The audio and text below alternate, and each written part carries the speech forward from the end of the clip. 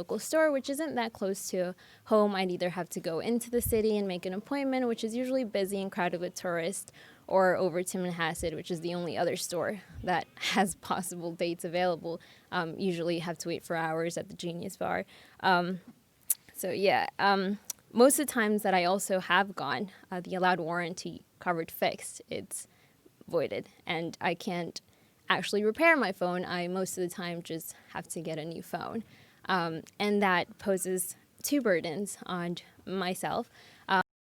I have to pay for a new phone, and if I did repair my other phone, I can't really trade it in, so I have to pay full price.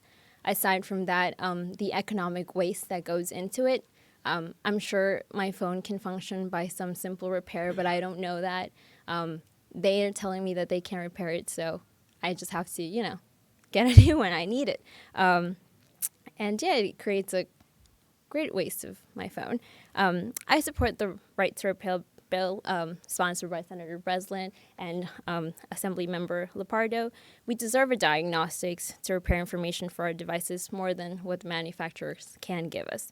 We should not have to run to a company that essentially monopolizes an area and earns millions. We should be able to help our small business, local repairmen, and reduce the waste by fixing and reusing. Thank you. Senator, all yours. I'm delighted to be here with my dear friend, Assemblywoman Lepardo, to sponsor this bill in both the Senate and the Assembly. And it seems to me that it's a very common sense bill. And when you hear the 24,000 phones a year in New York State are thrown into the waste bin and clogging up our canals and our rivers and our lakes, it's about time that we allowed, with digital equipment, and that goes right up to John Deere farm equipment, to be repaired, not having to go to the manufacturer who would have exclusivity in the past. And whenever you have exclusivity to fix something, there isn't the competition between and among, and prices tend to rise up. We want to make sure that an individual has the right to repair, that he can go to a repair shop and have the directions on how to fix it from the manufacturer. And we're not looking in this legislation to not protect trade secrets. They still will be valued, but it gives a nice degree of competition to correct and fix products that are out in the marketplace.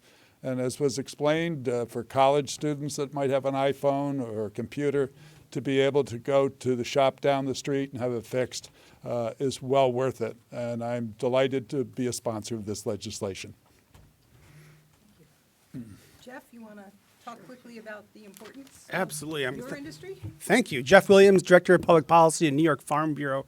I want to thank Senator Breslin for mentioning the John Deere tractors, because farmers live at the intersection of being extremely independent, extremely busy, and using a lot of technology on the farms. GPS to better plant corn or spray crop protectants, they need to get the job done when it needs to get done. Worst case scenarios on a Saturday afternoon, equipment goes down, farmer has to either call a repair person out or go or truck the equipment out to a garage or a facility to get it fixed. Farmers want to fix these things and need to fix these things in the field. And have the information where they are able to do that is incredibly important to them, especially when we have short growing seasons and a lot of rain in New York State. So we fully support this bill. Thank the sponsors, of course, for their support of this bill. We really hope to see this bill move the session. Thank you. Clean up. Well, thanks everybody for being here. This is a really important subject, and as you can hear from the examples and the testimonials, that it has broad support. Just a quick update, each of these bills is currently being reviewed by the Consumer Protection or Consumer Affairs committees in our respective houses. We have quite a few sponsors from both sides of the aisle.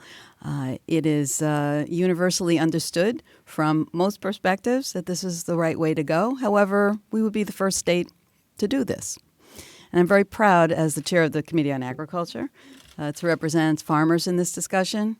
As a consumer myself, to speak up on behalf of consumers who are looking for a break Also, as someone who's been dedicated, I've dedicated most of my professional life to environmental conservation and to protection of the environment. To have this sort of landfilling go on, this culture of throwing things away when someone could have the simple ability to get their item repaired or repair it themselves. Also, on behalf of my father, who's no longer with us, he taught me how to use a soldering iron before I learned to drive, or before I learned to play with a lot of toys. I spent my youth, changing tubes and televisions and repairing a lot of things that were, readily available at the time. Most of us expect that ability right now. And I'm certainly committed to working across the aisle and with my colleagues to represent those interests and not the interests of big corporate money, who clearly would prefer it if we all just went away and kept things going the way they are. So we're here to basically challenge that status quo. And I appreciate all your support and interest. Thank you. Wrap it up. I suppose you can ask questions. Sure. Yeah, come on in. Anybody? Would the repair manual have to be posted, or would it come with the product? How would that work? That's up to the manufacturer. There's no specifics in the bill, so they can do what they've been doing. Typically, they'll want to distribute what they've already created and just make it more widely available. Would it also include some household appliances, like maybe dishwashers, I don't know, like washing machines that have digital screens and that kind of thing? Oh, I certainly hope so. Yeah, that would not be, it's not excluded in the bill, and I personally want to make sure I can get my refrigerator fixed. I did try to repair a microwave once, didn't go well. Oh, yes. The one category other than automobiles that is excluded in the bill is medical equipment. Automobiles already have the right to repair as the result of legislation that was passed in 2012 in a different state, but New York was also considering the same bill at the time. So there's proof that this concept really works. It's effective. It has not created any carnage in the industry. And so we think that people should be able to fix not just their cars, but computers in other shapes. Great. Okay. Thank you. Any other questions? Thanks, everybody.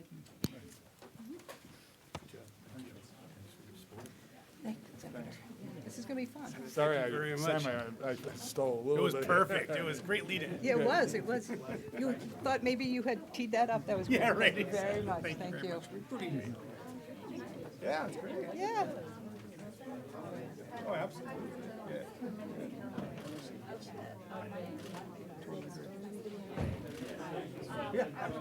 I'll tell you a story about Jeff because when we And first that's a wrap. started Now we're going to start legislation, meeting I with said people that, and Jeff, looking to have some asked his robust members, conversations. What do you think? And they said, hell yeah.